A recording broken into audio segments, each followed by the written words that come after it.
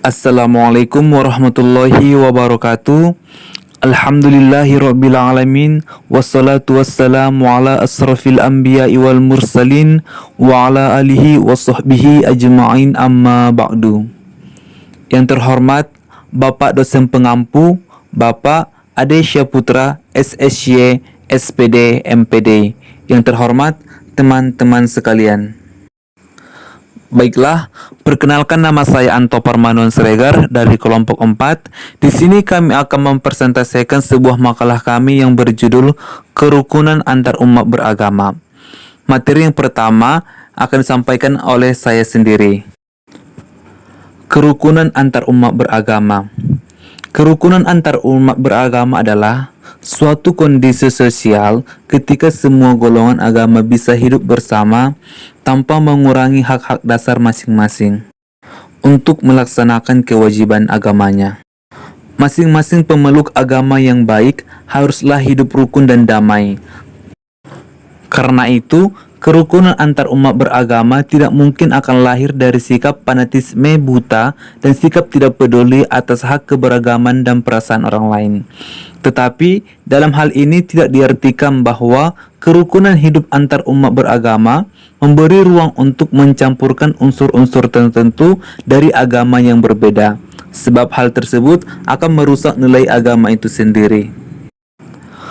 Menurut Muhammad Maftu Basyuni dalam seminar kerukunan antar umat beragama tanggal 31 Desember 2028 di Apartemen Agama, ia mengatakan bahwa kerukunan umat beragama merupakan pilar kerukunan nasional adalah sesuatu yang dinamis, karena itu harus dipelihara terus dari waktu ke waktu. Kerukunan hidup antar umat beragama sendiri berarti keadaan hubungan sesama untuk beragama yang dilandasi toleransi, saling pengertian, menghargai kesetaraan dalam pengamalan ajaran agamanya. Kerjasama dalam kehidupan bermasyarakat, berbangsa, dan bernegara. Kerukunan umat Islam dengan penganut agama lainnya telah jelas disebutkan dalam Al-Quran dan hadis. Hal yang tidak diperbolehkan adalah dalam masalah akidah dan ibadah, seperti pelaksanaan sosial, puasa, dan haji, tidak dibenarkan adanya toleransi. Sesuai dengan firman-Nya dalam Quran Surah Al-Kafirun ayat 6 yang artinya, bagimu agamamu, bagiku agamaku. Beberapa prinsip kerukunan antar umat beragama berdasarkan hukum Islam. Yang pertama, Islam tidak membenarkan adanya paksaan dalam memeluk suatu agama. Terdapat dalam Quran Surah Al-Baqarah ayat 256. Yang kedua, Allah Subhanahu wa Ta'ala tidak melarang orang Islam untuk berbuat baik, berlaku adil, dan tidak boleh memusuhi penganut agama lain selama mereka tidak memusuhi, tidak memerangi, dan tidak mengusir orang Islam. Terdapat dalam Quran Surah Al-Muntaha ayat 8.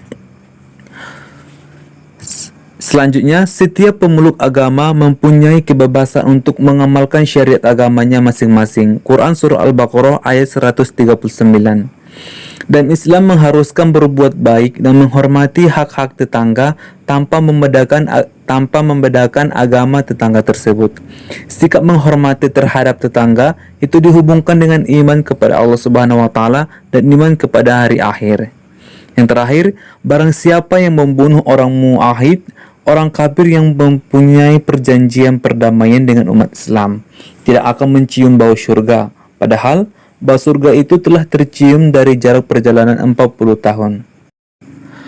Kerukunan antar umat beragama sangat diperlukan dalam kehidupan sehari-hari. Dengan adanya kerukunan antar umat beragama, kehidupan akan damai dan hidup saling berdampingan. Perlu diingat satu hal, bahwa kerukunan antar umat beragama bukan berarti kita mengikuti agama mereka, bahkan menjalankan ajaran agama mereka. Untuk itulah kerukunan hidup antar umat beragama harus kita jaga agar tidak terjadi konflik-konflik antar umat beragama, terutama di masyarakat Indonesia yang multikultural dalam hal agama. Kita harus bisa hidup dalam kedamaian, saling tolong-menolong, dan tidak saling bermusuhan agar agama bisa menjadi pemersatu, bangsa Indonesia yang secara tidak langsung memberikan stabilitas dalam kemajuan negara. Baiklah, materi selanjutnya akan dilanjutkan oleh rekan saya, Dinda Rezeki Harahap. Terima kasih. Assalamualaikum warahmatullahi wabarakatuh. Perkenalkan, nama saya Dinda Rezeki Harahap. Materi pembahasan ada 3 penjelasan kerukunan dalam umat beragama. Yang pertama, agama Islam merupakan rahmat Allah. Islam merupakan agama rahmatan lil alamin, yaitu agama yang merupakan bentuk rahmat dan rasa kasih sayang Allah Subhanahu wa taala kepada seluruh alam semesta. Rahmat tersebut merupakan milik Allah Subhanahu wa taala dan diturunkan melalui Islam.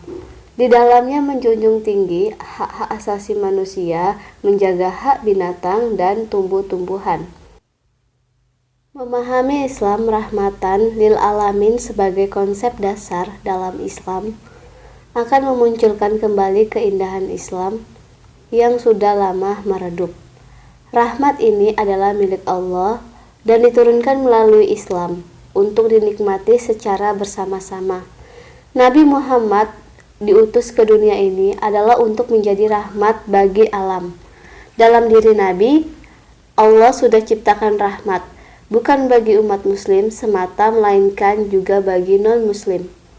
Islam merupakan rahmatan lil alamin sebagaimana tertera dalam surat Al-Anbiya ayat 107 bahwa alam semesta mendapat manfaat dari diutusnya Nabi Muhammad SAW sebagai rahmat. Bagi orang beriman, datangnya utusan Allah adalah sebuah rahmat yang nantinya akan membawa kepada cahaya keimanan dan mendapatkan syafaat dan kemuliaan di dunia dan akhirat. Islam sebagai rahmatan lil alamin, fungsi Islam sebagai rahmat tidak bergantung pada penerimaan atau penilaian manusia. Substansi rahmat terletak pada fungsi ajaran tersebut, dan fungsi itu baru akan dirasakan baik oleh manusia sendiri maupun oleh makhluk-makhluk lain. Apabila manusia sebagai pengembaan amanah Allah telah menaati ajaran tersebut. Bentuk-bentuk kerahmatan Allah pada ajaran Islam sebagai berikut. Islam memberikan kebebasan pada manusia untuk menggunakan potensi yang diberikan Allah Subhanahu wa taala.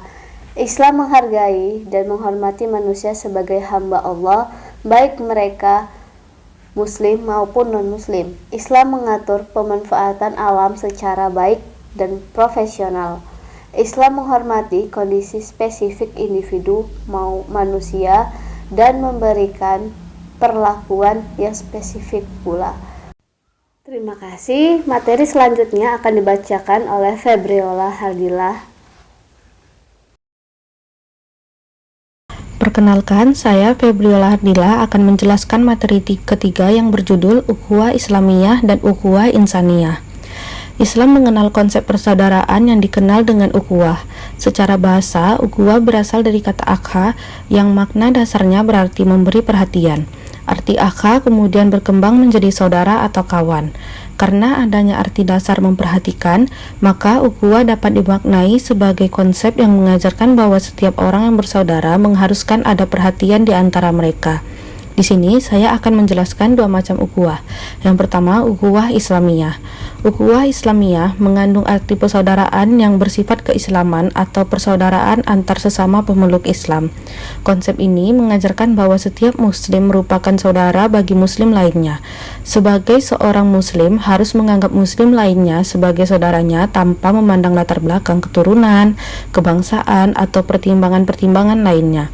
Merasa dan mengakui bahwa sesama muslim di seluruh dunia adalah saudara yang patut kita lindungi. Kita perjuangkan hak mereka atas Islam jika berada pada negara yang sedang berperang dan serta mendoakan mereka untuk kebaikan. Ada beberapa tahapan-tahapan berharga dalam ukhuwah Islamiyah. Yang pertama, ta'awun, yaitu rasa saling tolong-menolong antar umat beragama karena Allah. Yang kedua, takfahum, yaitu rasa saling memahami bahwa tidak ada satupun manusia yang bisa lolos dari kekurangan dan kesalahan. Yang ketiga, ada ta'aruf. Ta'aruf menurut Islam yaitu rasa ingin mengenal orang lain dengan maksud memperbanyak persaudaraan. Yang keempat, takaful, yaitu rasa saling bersatu dalam suka maupun duka, serta bersama-sama menyelesaikan segala permasalahan dengan rasa kasih sayang dan rasa saling menghargai pendapat berbeda. Yang kedua, ada ukhuwah insaniyah. Insan berarti manusia, maka ukhuwah insaniyah merupakan persaudaraan yang cakupannya lebih luas, yaitu antar sesama manusia di seluruh dunia. Merasa dan mengakui bahwa seluruh umat manusia di dunia adalah saudara kita. Tidak ada perbedaan yang menjadi dasarnya untuk saling bermusuhan, karena tidak ada satupun manusia yang hidup dalam keabadian. Salah satu ayat yang menjadi dasar ukhuwah insaniyah adalah surat Al-Hujurat ayat 11 yang memiliki arti, "Hai orang-orang yang beriman, janganlah suatu kaum mengolok-ngolok kaum lain. Boleh jadi mereka lebih baik dari mereka, dan jangan pula wanita-wanita terhadap wanita-wanita lain, boleh jadi mereka lebih baik dari mereka, dan janganlah kamu mengejek diri kamu sendiri, dan jangan kamu panggil-memanggil dengan gelar-gelar buruk. Seburuk-buruk panggilan ialah kefasikan sesudah iman, dan barang siapa yang tidak bertobat, maka mereka itu orang-orang yang zalim." Sekian penjelasan saya mengenai ukhuwah Islamiyah dan ukhuwah insaniyah. Materi selanjutnya akan dijelaskan oleh rekan saya yang bernama Hirvelia Komachi. Kepada Hirvelia dipersilahkan. Assalamualaikum warahmatullahi wabarakatuh. Saya Hirvelia Komachi akan menjelaskan kebersamaan umat beragama dalam kehidupan sosial. Manusia ditakdirkan Allah sebagai makhluk sosial yang membutuhkan hubungan dan interaksi sosial dengan sesama manusia. Dengan kata lain, sebagai makhluk sosial, manusia memerlukan kerjasama dengan orang lain dalam memenuhi kebutuhan hidupnya, baik kebutuhan material maupun spiritual. Ajaran Islam menganjurkan manusia untuk bekerjasama dan tolong-menolong, atau ta'awun, dengan sesama manusia dalam hal kebaikan. Dalam kehidupan sosial kemasyarakatan, umat Islam dapat berhubungan dengan siapa saja tanpa batasan ras, bangsa, dan agama. Begitupun sebaliknya. Toleransi agama adalah suatu sikap saling pengertian dan menghargai tanpa adanya diskriminasi dalam hal apapun yang mengkhususkan diri dalam masalah agama. Salah satu sikap inilah yang membutuhkan perhatian lebih agar terciptanya kedamaian antar umat beragama. Contoh dari sikap toleransi antar umat beragama ialah tidak memaksakan orang lain untuk menganut agama kita, tidak mencela atau menghina agama lain dengan alasan apapun, serta tidak melarang ataupun mengganggu umat agama lain untuk beribadah sesuai agama atau kepercayaan masing-masing. Toleransi sudah dipaparkan dalam Al-Quran secara komprehensif, di antaranya bagaimana Tuhan menjelaskan dalam surat Al-Kafirun dari ayat 1-6. Asbabun nuzulnya adalah tentang awal permintaan kaum Quraisy terhadap Nabi Muhammad bahwa untuk saling menghormati antar agama. Maka pemuka Quraisy meminta supaya Nabi menginstruksikan kepada penganut muslim untuk bergiliran penyembahan terhadap dua Tuhan. Hari ini menyembah Tuhan Nabi Muhammad dan esok hari menyembah Tuhan kaum Quraisy. Dengan adanya keadilan dalam pelaksanaan ibadah dari kedua agama tersebut, maka menurut pemuka Quraisy akan terjadi toleransi antar agama. Keputusan ini tentunya ditentang oleh Allah dengan menurunkan surat Al-Kafirun ayat 1-6. Ternyata dalam agama tidak boleh ada pencampur adukan keyakinan. Lapangan toleransi hanya ada di wilayah muamalah. Hal ini bisa dilihat dari rujukan kitab-kitab tafsir, diantaranya tafsir Maragi juz 30 tentang penafsiran surat Al-Kafirun. Baiklah, cukup sekian dari presentasi kami. Jika ada yang ditanyakan, kami persilahkan dengan segala hormat. Sekian, assalamualaikum warahmatullahi wabarakatuh.